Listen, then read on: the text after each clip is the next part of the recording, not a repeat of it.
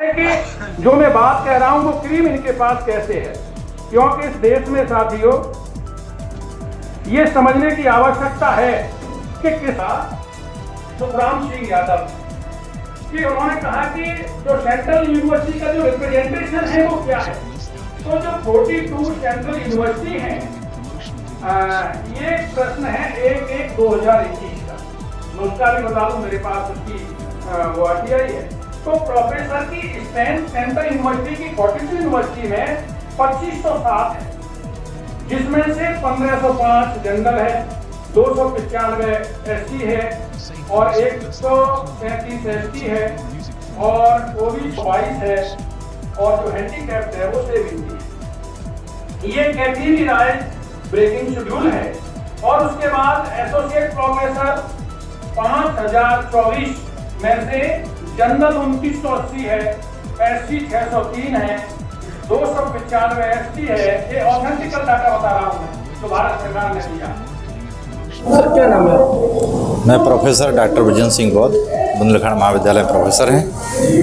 Sir आज राजकीय संग्रहालय में क्या कार्यक्रम आयोजित किया जा रहा है? आज हमारी बुंदेलखंड विश्वविद्यालय SC ST शिक्षक संघ की तरफ से कार्यक्रम आयोजित किया गया है और उसका शीर्षक वर्तमान परिप्रेक्ष्य में आरक्षण की जो चुनौतियां और समाधान विषय पर आज कार्यक्रम आयोजित किया जा रहा है, जिसके मुख्य अतिथि प्रोफेसर डॉक्टर MP सिंह साहब हैं और विशिष्ट अतिथि लखन लाल आदरणीय IPS जो कि IG रहे हैं मध्य प्रदेश में, और हमारे समाज के गणमान्य व्यक्ति जो है इस मंच पर उपस्थित हैं। और हमारे बुंदेलखंड कॉलेज के महामंत्री डॉक्टर अनंत गोयल जी, बुंदेलखंड विश्वविद्यालय शिक्षक संघ, हमारे बुंदेलखंड महाविद्यालय झांसी के वरिष्ठ प्रोफेसर डॉक्टर ज्योति वर्मा जी हैं और हमारे बाहर से DB कॉलेज उरई से आए आदरणीय जितेंद्र प्रताप जी प्रोफेसर जो कि वहाँ शिक्षा विभाग में हैं, और समस्त बुंदेलखंड कॉलेज गांधी कॉलेज से डॉक्टर GT सुमन जी आए हुए हैं, और JN कॉलेज बांदा से जो है डॉक्टर रामस्वरूप जी, सुभाष वर्मा जी, डॉक्टर यादव जी, और अधिकतर कॉलेज से और हमारे जितनी जो यूनिट हैं सारे लोग उपस्थित हुए हैं और समाज के गणमान्य व्यक्ति भी यहाँ उपस्थित हैं। और वर्तमान परिप्रेक्ष्य पर ये कार्यशाला आयोजित है जिसमें आदरणीय MP सिंह साहब बोल भी रहे हैं। और आरक्षण की जो वर्तमान परिप्रेक्ष्य में माननीय न्यायालय का जो डिसीजन आया है उसकी क्या चुनौतियां हैं, उसके क्या समाधान हैं, और समाज के अंदर जो समस्याएं और जो स्थिति हो रही है उसका समाधान कैसे निकाला जाए, उस विषय पर आज चर्चा है। आगे आप बताइए और क्या। तो ये कार्यक्रम आज पहली बार हो रहा है, इसके पहले भी? इसके 2 साल पहले भी हमने IIM भवन में आरक्षण पर एक संगोष्ठी 2 वर्ष पूर्व रखी थी। उस संगोष्ठी को भी प्रोफेसर डॉक्टर MP सिंह साहब ने ही संबोधित किया था और समाज के गणमान्य व्यक्ति भी उस संगोष्ठी में आए थे।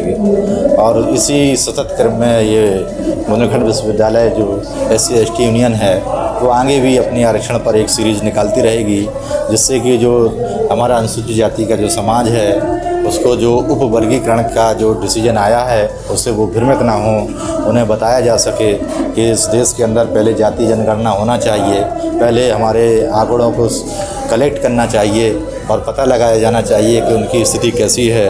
आज भी पूरे देश के अंदर हमारा आरक्षण जो मिलना चाहिए वो अभी भी अप्राप्त है और हमारे बड़े बड़े इंस्टीट्यूशन में आज भी लोग आरक्षण नहीं प्राप्त कर रहे हैं। अगर हम बुंदेलखंड विश्वविद्यालय का ही अगर एग्जाम्पल दें तो हमारे पिछड़े वर्ग समाज से और शेड्यूल कास्ट समाज का प्रोफेसर पद को अभी तक कुलपति जी ने उसका विज्ञापन किया लेकिन उसका साक्षात्कार नहीं कराए, और जो बिजनेस मैनेजमेंट में प्रोफेसर का पद जो निकला था OBC का, उस OBC को NFS कर रहे हैं। पूरे देश के केंद्रीय विश्वविद्यालयों में, पूरे देश के स्टेट विश्वविद्यालय में अभी भी जो है अनुसूचित जाति और पिछड़े वर्ग के समाज के लोगों को NFS नॉट फाउंड सूटेबल करके पद को रिक्त रख रहे हैं। ऐसी स्थिति में ये जो माननीय सुप्रीम कोर्ट का डिसीजन आया है वो दुर्भाग्यपूर्ण है। मैं उस पर यही कहना चाहूँगा। चैनल के माध्यम से क्या संदेश रहेगा आपका आज के कार्यक्रम को लेकर समस्त झांसी की जनता के लिए?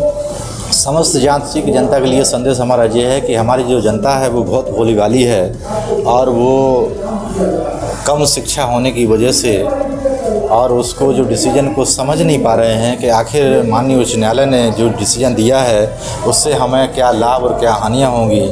और इसलिए ये जो संगोष्ठी जो की गई है वो सब बुद्धिजीवी वर्ग को बुलाया गया है कि वो रिजर्वेशन के बारे में समझें और अंतिम कड़ी के लोगों तक ले जाएं कि आखिर ये रिजर्वेशन नहीं, ये अवसर में समानता के लिए दिया गया है। ये कोई जो है गरीबी उन्मूलन कार्यक्रम नहीं है, ये संवैधानिक राइट है। जो सुप्रीम कोर्ट ने जो डिसीजन दिया है वो अनुच्छेद 142 के तहत दिया है, जिसमें 341 आर्टिकल का उल्लंघन करते हुए डिसीजन पारित किया है। जबकि उसमें सुप्रीम कोर्ट के जस्टिस उस पर जो जजों ने जो डिसीजन दिया है कि उप वर्गीकरण होना चाहिए, जबकि जस्टिस बेला एम त्रिवेदी जो है खुद उससे जो है सहमत नहीं है। और उन्होंने कहा है कि जो डिसीजन पूर्व में माननीय सुप्रीम कोर्ट के द्वारा दिए गए हैं उन डिसीजनों पर भी जनरल सिंह और मानव चिन्मया का डिसीजन आया था, उन दोनों को डिसीजन रद्द किया है। तो उसकी ऐसी क्या ज़रूरत थी कि बिना उस पर व्याख्या किए माननीय सुप्रीम कोर्ट ने जो नया डिसीजन पारित किया है। पहले तो हमारे डेटा और जाति जनगणना होना चाहिए प्रदेश के हिसाब से, और स्टेट ऐसा कौन सा सकारात्मक कार्य करेगी जो अनुसूचित जाति के लिए, जिससे कि उनका उद्धार हो सके।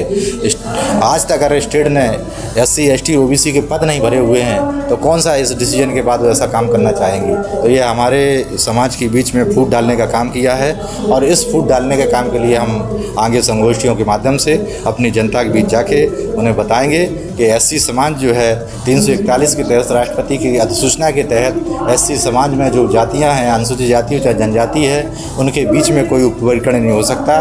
उसको संविधान के अंदर जो है वर्गीकृत किया, उप वर्गीकरण करने की ज़रूरत नहीं है। उसको जब सूची बनाई गई थी उस संवैधानिक राइट है, और उस संवैधानिक राइट पर जो है जो डिसीजन आया है उस पर हमारी संगोष्ठी चल रही है।